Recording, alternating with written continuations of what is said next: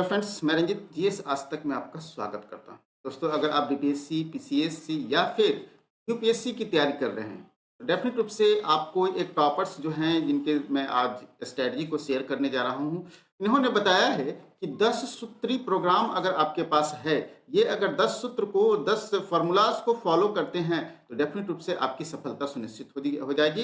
ठीक है, तो डेफिनेट रूप से इनके जो स्ट्रैटेजी है उनसे आप लोगों को बहुत कुछ सीखने को मिलेगा और जानने को मिलेगा। मैं सभी तथ्यों को काफ़ी इलेबोरेट तरीके से बताऊंगा। तो चलिए जानते हैं इनके बारे में। काफ़ी महत्वपूर्ण वीडियो होने वाला है, वीडियो को अंत तक देखें। अगर हमारे चैनल पर नए हैं तो इसे सब्सक्राइब कर लें और बेल आइकन का बटन जरूर दबाएं ताकि आने वाली वीडियो का नोटिफिकेशन आपको सबसे पहले मिल सके। दोस्तों, जैसा कि आप लोग को मालूम है कि ये जो 10 पॉइंट्स है जिसमें ये बताया गया है, ठीक है, 10 पॉइंट्स के बारे में जो चर्चा हो रही है कि कौन कौन से ये 10 पॉइंट्स है जिस पर आधारित होती है यूपीएससी या फिर बीपीएससी या फिर कोई भी पीसीएस की अगर तैयारी कर रहे हैं, तो ये मात्र 10 पॉइंट्स ही हैं जिसको आपको कवर करना है और इसी से आपको सफलता मिलेगी।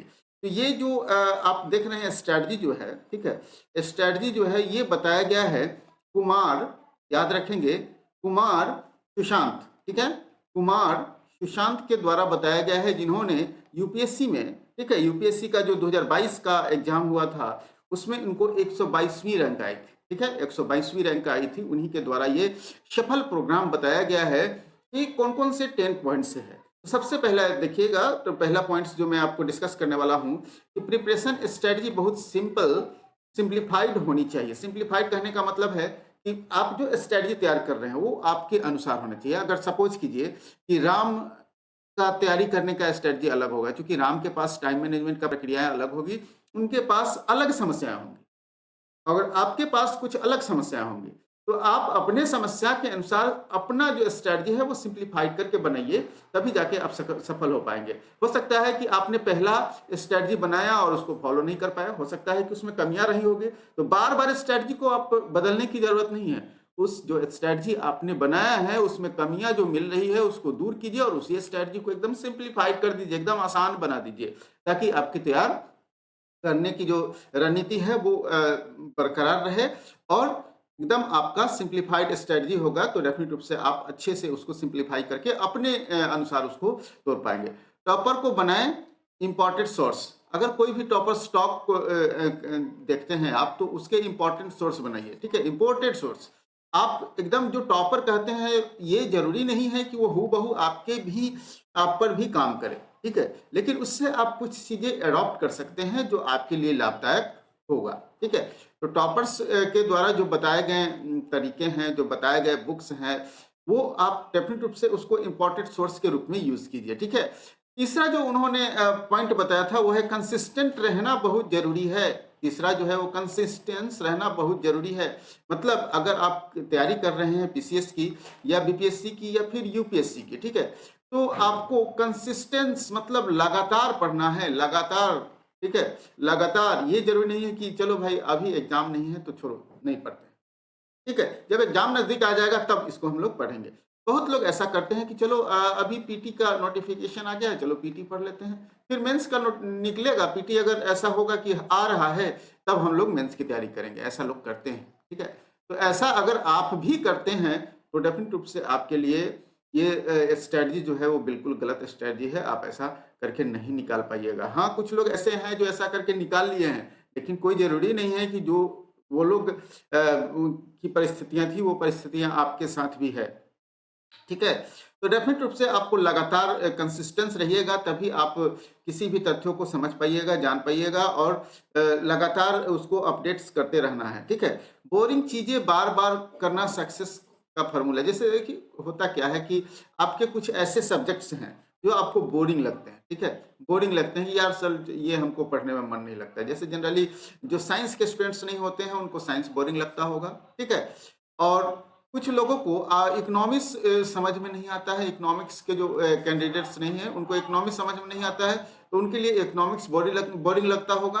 तो ठीक है, आपकी जो स्ट्रांग चीजें हैं उसको आप तो स्ट्रांग कर ही रहे हैं और स्ट्रांग उसको करना ही है, लेकिन जो आपकी बोरिंग चीजें हैं उसको भी अगर आप बार बार करेंगे तो डेफिनेट रूप से उसमें भी इंटरेस्ट आपको जगने लगेगा, इसलिए कि बार बार कर रहे हैं तो आप चीजें आपको समझ में आ रही है। जब चीज़ें समझ में आ रही है तो डेफिनेट रूप से वो भी आपके सक्सेस का फ़ॉर्मूला बन सकता है। तो ये चौथा उनका स्ट्रैटेजी था। 5वां, सेल्फ डिसिप्लिन से मिलेगी सफलता। सेल्फ डिसिप्लिन जैसे हम लोग करते क्या हैं कि जैसे हमारे 10 दोस्त हैं, ठीक है? 10 दोस्त हैं तो डेफिनेट रूप से दोस्तों के साथ ज़्यादा समय लोग बिता देते हैं। ठीक है? कहीं चलो कुछ कर लेते हैं या दोस्तों के साथ कहीं चले जाते हैं, तो इससे क्या होता है कि आपका जो कंसिस्टेंसी है वो टूट जाता है, ठीक है? और डिसिप्लिन्ड जो है वो आप नहीं होकर पढ़ पाइएगा, ठीक है? कभी दोस्त आ गए, बीच में आ गए, डिसिप्लिन्ड होकर नहीं पढ़ पाए हैं। उसके बाद डिस्ट्रैक्शन की जो भी चीज़ें हैं, ठीक है? डिस्ट्रैक्शन की जो भी चीज़ें हैं जैसे मोबाइल, मोबाइल को अगर आप संसाधन की तरह नहीं यूज़ करेंगे तो डेफिनेट रूप से आपके लिए ये डिस्ट्रैक्शन की चीज़ें आपके डिसिप्लिन को भंग करेगा, ठीक है? इसलिए मोबाइल को भी उसी तरह यूज़ करना है या फिर सोशल मीडिया प्लेटफ़ॉर्म को आपके पढ़ाई के लिए यूज़ होना चाहिए, आपके डिसिप्लिन को भंग करने के लिए यूज़ नहीं होना चाहिए, ठीक है? तो डेफिनेट रूप से इस डिसिप्लिन्ड होकर, सेल्फ डिसिप्लिन्ड होकर आपको पढ़ना है। उसके बाद छठा जो है वो कोर सब्जेक्ट पर फ़ोकस करें। जैसे मैंने पहले बताया कि कुछ ऐसे सब्जेक्ट्स हैं, जहाँ से प्रश्न अधिक आते हैं। ठीक है? जैसे अगर हम लोग बीपीएससी की बात करेंगे, तो यहाँ मुख्य रूप से 4 ही कोर सब्जेक्ट है, ठीक है? जैसे आप लोग देखेंगे हिस्ट्री है, ठीक है? साइंस है, उसके बाद आप देखेंगे करंट अफेयर्स है और बिहार है, ठीक है? ये कोर सब्जेक्ट है। इन्हीं अगर कोर सब्जेक्ट पर आपका फोकस होगा, तो अगर यहाँ से 80 प्रश्न आ रहे हैं, तो ये डेफिनिट रूप से आपको 80 प्रश्न में से 75 होने की ज़्यादा चांसेस है, ठीक है? तो डेफिनिट रूप से कोर सब्जेक्ट को आपको फोकस करना ही है और फोकस करके चलना ही है। बार-बार ना बदले पढ़ाई की स्ट्रेटजी, मैंने पहले भी बताया कि जो सिंप्लीफाइड स्ट्रेटजी है, वो आप बार-बार नहीं बनाइए, क्योंकि बार-बार स्ट्रेटजी बनाएँगे तो फिर बार-बार आपको हर चीज़ें बदलने की ज़रूरत पड़ जाएगी। तो मैंने पहले भी बताया कि आपको बार-बार इस तरह की बातें नहीं करना है, बार-बार आपको क्या करना है, जो आपने स्ट्रेटजी बनाया है, उसमें हुई कमियों को दूर करना है और उस कमियों को दूर करते हुए आप अपनी स्ट्रेटजी को इम्प्रूव करते जाएँगे और जैसे ही स्ट्रेटजी इम्प्रूव होगा तो आपकी सफलता के चांसेस भी ग्राफ जो है वो इस तरह से बढ़ते चले जाएँगे, ठीक है? इसके बाद 5 से 10% कमी से भी पिछड़ सकते हैं, इसलिए 100% देना है। आपको अपनी जो भी समय मिलता है, ठीक है? जो भी आपने पढ़ाई के लिए अपनी समय सीमा निर्धारित की हुई है, जो लक्ष्य निर्धारित किया हुआ है, उसमें आपको अपना 100% देना होगा, ठीक है?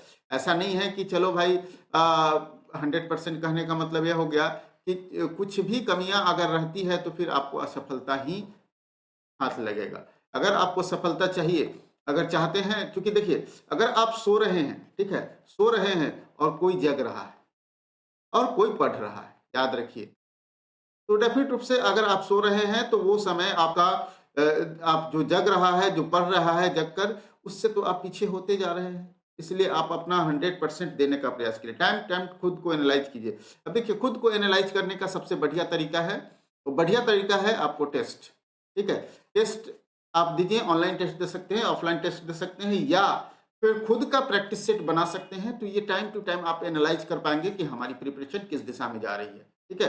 प्लान बी हमेशा तैयार रखिए। जैसे अगर अगर आपने यूपीएससी निकालने का प्लान बनाया है, ठीक है?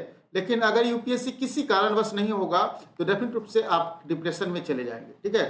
तो प्लान बी भी आपको तैयार रहना है, मतलब एक विकल्प आपको हमेशा रखना है, ताकि लाइफ जो है वो आगे कंटिन्यूअस वे में चलता रहे। तो प्लान बी भी हमेशा रेडी रखना है। तो ये 10 पॉइंट को अगर आप अपने ज़हन में उतार लेते हैं, अपने स्ट्रैटेजी में उतार लेते हैं, अपने पढ़ाई में उतार लेते हैं, तो सफलता निश्चित रूप से मिलेगी। 50 प्लान बनाने से बेहतर कुछ नहीं होगा। 50 प्लान क्या है, 50 प्लान बनाने से कुछ नहीं होगा। आपको बहुत से एस्पायरेंट्स क्या करते हैं कि एक प्लान बनाते हैं, थोड़ी भी गड़बड़ होती है, फिर दूसरा प्लान बनाने लगते हैं, ठीक है? ऐसे ही बड़ी गड़बड़ी के कारण आप तरह-तरह के प्लान बना लेते हैं, कुछ सफल स्टूडेंट्स के स्ट्रैटेजी को फॉलो करने लगते हैं, तो इस तरह से क्या होगा, 50 प्लान बनाने से कुछ नहीं होगा। एक प्लान होना चाहिए, उस प्लान की कमियों को दूर करके आप अपने सफलता की ओर आगे बढ़िए, ठीक है? नेक्स्ट है, तैयारी के दौरान बहुत सारे डिप्रेशन के फेज आएँगे, ठीक है? कभी इकोनॉमिकल प्रॉब्लम आ जाएगा, कभी सामाजिक, ठीक है?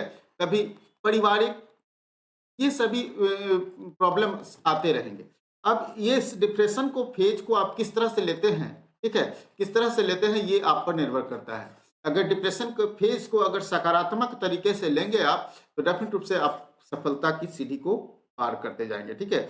इसलिए यूपीएससी या फिर कोई भी पीसीएस बीपीएससी की तैयारी कर रहे हैं तो डिप्रेशन या अंडर कॉन्फिडेंस वाली फील तो आएगी ही। कभी मॉक टेस्ट में कम नंबर आ जाएगा तो भी आपको डिप्रेशन वाली फील आएगी। टॉपर्स बार बार पढ़ते हैं फिर भी समझ में नहीं आता है, कोई भी चीज टॉपिक आप बार बार समझ पढ़ रहे हैं लेकिन समझ में नहीं आ रही है तो भी डिप्रेशन वाली फील आ जाएगी। ठीक है, कोई अ, ये सब तो होता ही है और कोई बच नहीं पाएगा। देखिए ये डिप्रेशन के फेज जो है वो आते रहते हैं आपके लाइफ में, आ रहे हैं। तो बस इतना जान लीजिए कि अगर आपके लाइफ में कुछ समस्याएं आ रही है, आपकी तैयारी में कुछ समस्याएं आ रही है, तो बस इतना जान लीजिए कि आप सही दिशा में जा रहे हैं, क्योंकि समस्याओं की फेस करने की ताकत आप में अभी से पैदा हो रही है। अगर समस्याओं को फेस करने की ताकत आप में सकारात्मक तरीके से आ गया तो डेफिनेट रूप से आप अपनी सफलता की ओर आगे बढ़ेंगे। ये सब को सोच कर आपको डेफिनेट रूप से इस फेज को, डिप्रेशन वाले फेज को पार करना है। ठीक है, देखिए कोई भी डिप्रेशन का फेज में, देखिए कोई भी पारिवारिक समस्या हो या कुछ भी हो, कोई भी डिप्रेशन का फेज आए उसमें बस एक चीज कॉमन है। ठीक है, और वो याद रखिएगा, कुछ दिनों की बात है। ठीक है, कुछ दिनों की बात है, कुछ दिनों की बात है, ये समय भी टल जाएगा। तो बस याद रखिए कुछ दिनों की बात है, आपका ये डिप्रेशन का फेज भी गुजर जाएगा और आपकी तैयारी फिर से सही दिशा में चलनी शुरू हो जाएगी। तो कुछ दिनों की बात है, बस आप अपने डिप्रेशन के फेज को सकारात्मक तरीके से लीजिए और इस दिशा में लीजिए कि बस कुछ दिन की बात है, बस आगे कुछ अच्छा होने वाला है। बस इतना ध्यान रखिए और देखिए आपकी तैयारी सही दिशा में जाएगी ही जाएगी। ठीक है, क्योंकि हमेशा सेल्फ कंट्रोल और डिसिप्लिन्ड होकर जब पढ़ेंगे और ये डिसिप्लिन ही आपको इस कुछ दिनों की बात वाले डिप्रेशन से और बुरे समय से आपको निकालने में मदद करेगा। दोस्तों हमें पूरी उम्मीद है कि ये मोटिवेशनल वीडियो आपको काफ़ी अच्छा लगा होगा और आपके लिए एक सकारात्मक एनर्जी पैदा करेगा। अगर आपको ये वीडियो पसंद आया हो तो लाइक कीजिए और डेफिनेट रूप से आप कमेंट हमें सकारात्मक रूप से कीजिए ताकि मैं इस तरह के और सारे वीडियो आप लोगों को ला कर दे सकूं और सारे सफल स्टूडेंट्स का जो स्टोरी है उसको मैं आप लोगों को बता सकूं। तो आज के लिए इतना ही, फिर मिलते हैं अगले वीडियो में एक नए टॉपिक के साथ।